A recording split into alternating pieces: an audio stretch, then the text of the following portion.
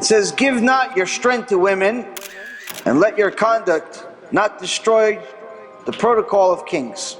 In this Proverbs, Chazal tells us, here we learn about the sin of wasting seed. Wasting seed, unfortunately, is a politically incorrect topic in today's world, even though it's one of the most important for us to know. Why? It's one of 3 sins in the entire Torah which get someone, if they do it intentionally, into the 7th chamber of Gehinnom, which never ends. It's eternal suffering. Just like there's eternal greatness and amazing and olam haba and yay, there's also opposite. Zikr neged zeh bara Elokim. Gehinnom has 7 parts. We're not going to go into the details. I don't want to depress you. Each one gets worse than the other, but each one of them ends. The first 6 end at some point. 1,000 years, 1,000,000 years, 1,000,000,000 years, whatever, but it ends at some point. Except chamber 7. It never ends. Very depressing. There's 3 sins. For anyone who doesn't know, what are those 3 sins? One of them, as we just discovered, is wasting seed on purpose. A problem that even yeshiva kids that send me emails on a daily basis have, because no one teaches them what it means. Baruch Hashem, we're not politically correct, so we made approximately 5 hours worth of shiurim about the topic. A lot of people started doing TeShuva, so we said, okay, let's give some more details. And here, King Solomon, the wisest man of all time, tells us that every time that you're with a woman, you're giving up part of your strength. Obviously, every time you're with her intimately. Obviously, he's not telling you not to be with your wife. What he's telling you is that if you're going to spend too much time with women, you're going to destroy your future.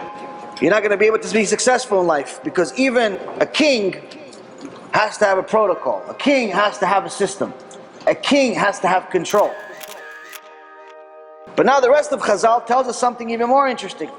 In the Gemara, it says that someone that's with a non-Jew is violating multiple sins. The first one is wasting seed. Not good. The second one, this is Masechet Sanhedrin. The second one is being with a non-Jew.